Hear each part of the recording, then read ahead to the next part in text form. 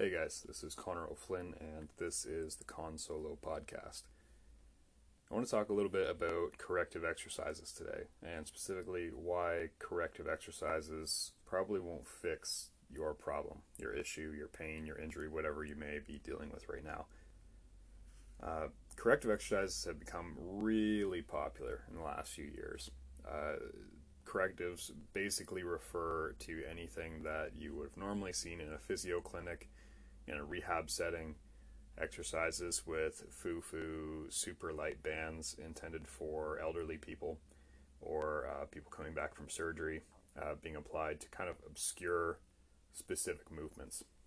So think about your shoulder external rotations or your sideline clamshell exercise, that kind of thing.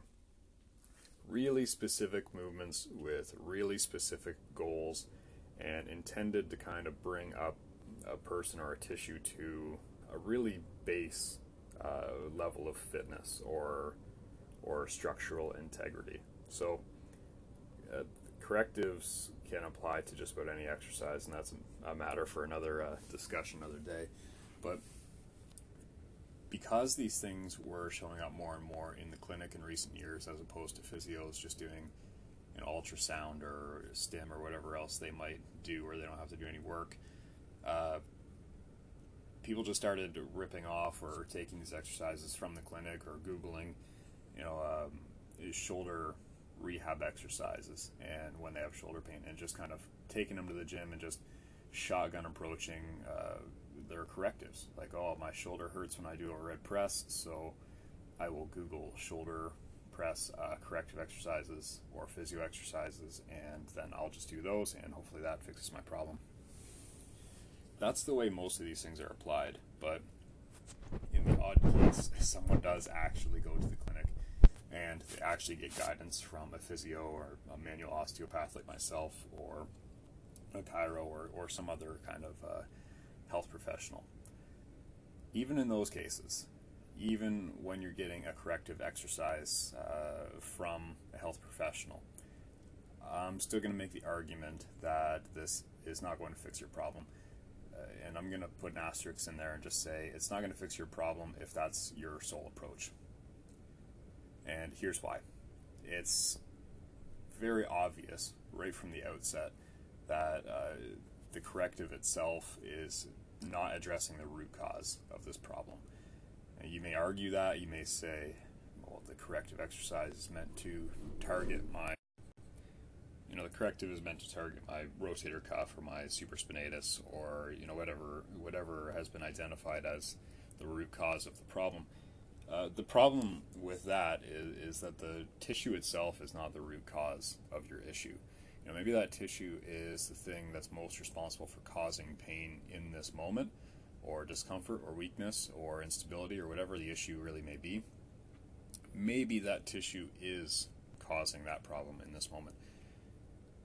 Why is the tissue causing the problem, though? There's a deeper why there. There's a deeper root cause than just the tissue that needs to be repaired.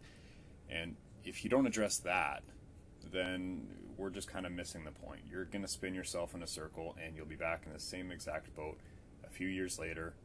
You'll have a few extra corrective exercises in your arsenal at that point, but that'll be the only thing you gain from this. Wouldn't you rather just cut out that middleman and just try to figure out the root cause in the first place? So you're doing your normal overhead pressing. You do it for a decade. It's not problematic for you at all. Then your shoulder starts hurting. Your shoulder hurts for a little while. It keeps getting subtly worse over time. So you decide, I'm going to try to figure out what exactly is going on here. Maybe you see a chiro or a physio or an osteo like me, and maybe even get an MRI or something, and you look at that MRI and you're looking for a cause there. You find out a muscle has degenerated in some way, or has a slight tear in it, or there's a tendon issue there, or whatever it may be. Do you think that's the root cause? Can you actually point at that tissue on that MRI or in your functional muscle test or whatever it might be and say, that is my root cause? Do you really think that you woke up one day and that muscle was just dysfunctional or torn or whatever, just as though you'd been struck by lightning? Do you really think there was no other cause that led you to that moment, to that tissue, to that moment, to that cause? Obviously, there's another layer to this discussion. Obviously. And if you don't look to that other layer, you're just leaving yourself a giant blind spot. So something happened to lead to that tear. That we can probably say with some certainty that tear is contributing to your issue in some way if you have pain. That's not always the case. The things, of course, that you see on your MRI are, in almost every case, really poorly correlated with actual symptoms. You'll see that with disc bulges, bulge, and even with muscle tears and labral tears and all that kind of thing. You'll see these on MRIs and X-rays and other imaging with people that have zero symptoms. So we can't say it's a one-to-one mechanical damage causes pain. That's not true. But there's a good chance that whatever you're seeing on there plays a role in some way, or has played a role in the past, or maybe will play a role in the future.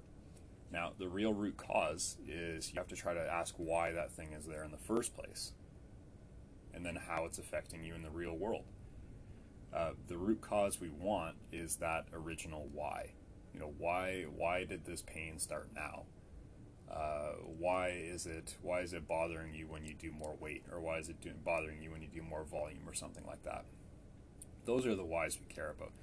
And simply adding a corrective exercise to your routine, even if it's super specific to that muscle that you think is the problem, that's not a comprehensive approach. If you don't address that root cause, all you're doing is applying a Band-Aid and hoping that Band-Aid will hold up to you doing heavy overhead pressing.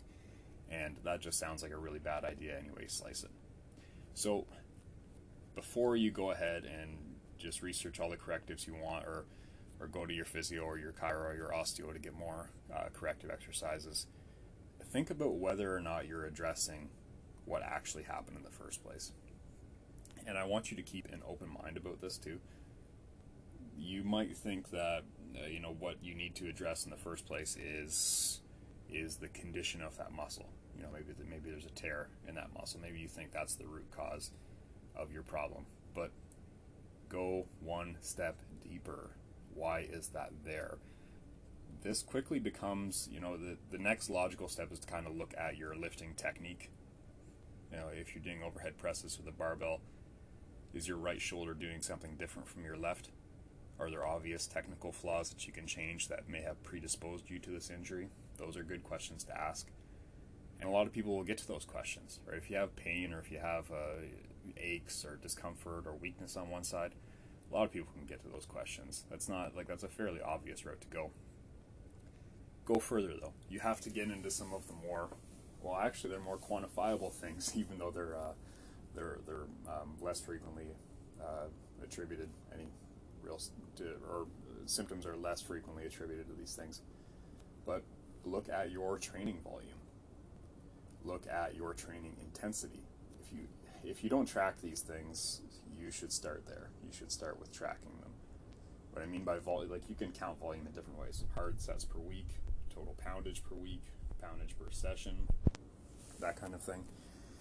And your intensity, your nearness to failure, your nearness to your 1 rep max, however you want to quantify that. But you have to look at those things. I could easily make the argument that all injuries, especially non-contact injuries, are coming from volume and intensity issues rather than technical issues. And I'll leave that one for another day as well. But look for that original root cause and keep an open mind about where it might have been.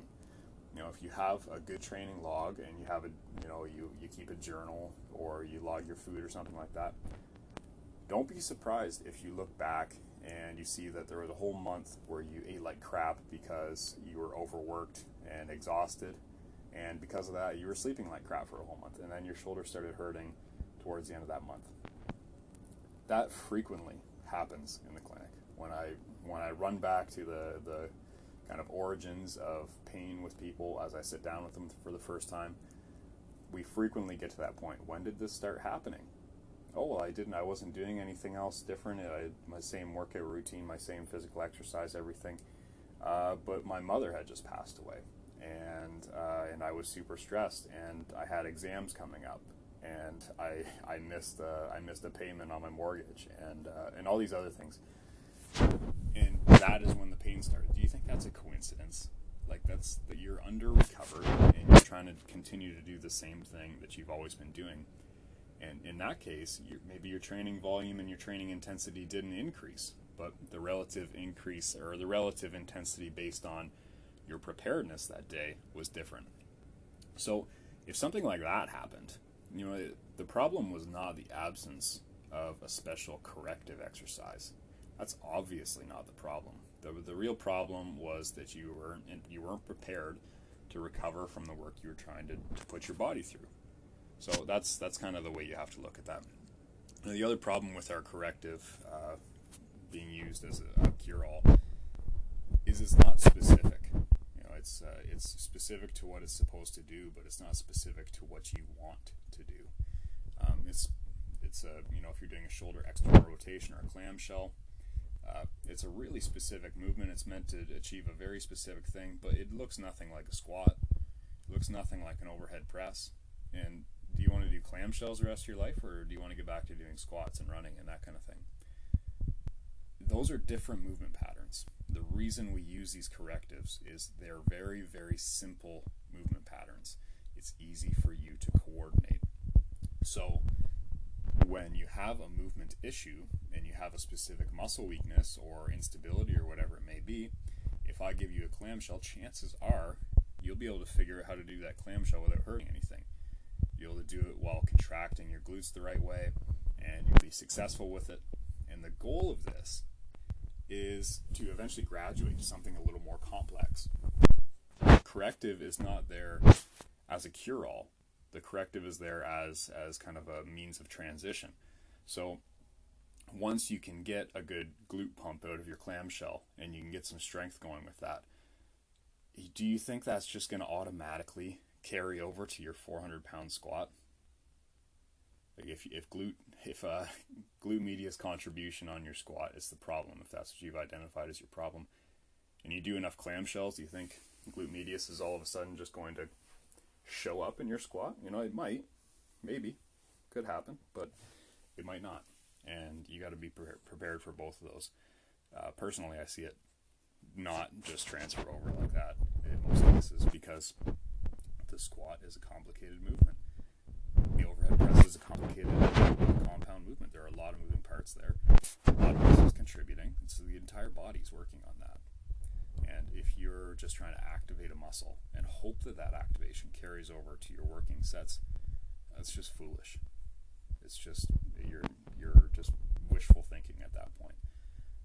So what you need to do is spend some time on the actual specificity piece, the actual transfer, the actual carryover piece. If your goal by doing clamshells is to get back to squatting good weight and without hurting yourself, then you should spend some time working on the squat. If you can't work on the squat in any context right now without pain, don't go and do that, obviously, but I can almost guarantee you there's some way that you can work on the squat right now while integrating the idea of the corrective into that squat. For example, if you're doing your clamshells to get the glute medius going in a general sense, why not spend a little time trying to get glute medius activated and firing throughout that squat pattern?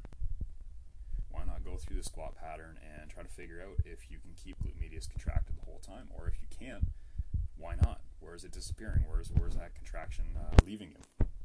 How can you increase it? How can you do that with more and more weight on your back?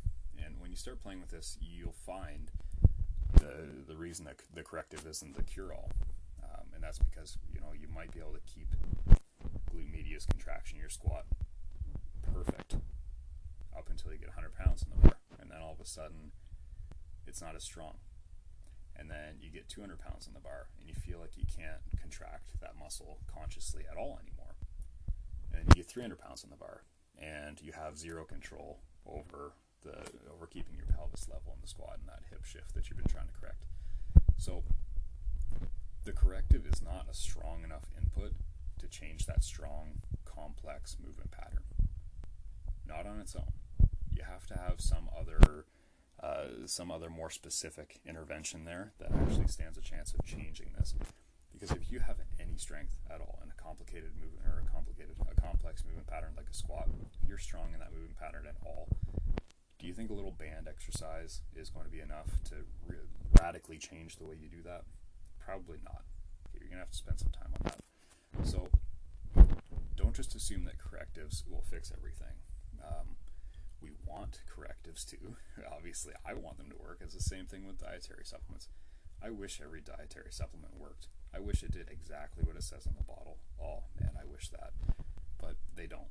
Okay, so just adding a corrective into a faulty program or adding a corrective exercise into an atrocious lifestyle where you're constantly abusing yourself with a lack of sleep or poor diet or whatever it might be, adding a corrective into chronically too high training volume or intensity, that's not going to fix anything. So we have to find that root cause. We have to make sure that whatever intervention we're going with is going to carry over to addressing that root cause, period. You know, the corrective exercise is not a cure-all, and we need to stop treating it that way. All right, so I'd love to hear your guys' thoughts on this discussion. By no means just totally bashing the corrective exercise or physio or anyone like that, anything like that. But I do think that the corrective on its own is just an obviously flawed approach, and we can do better than that. So let me know your thoughts. Comment wherever you're seeing this. Shoot me a message on conquesthb.com or find me on Instagram or social media, Conquest Connor. And I will talk to you guys again soon. Thanks for listening.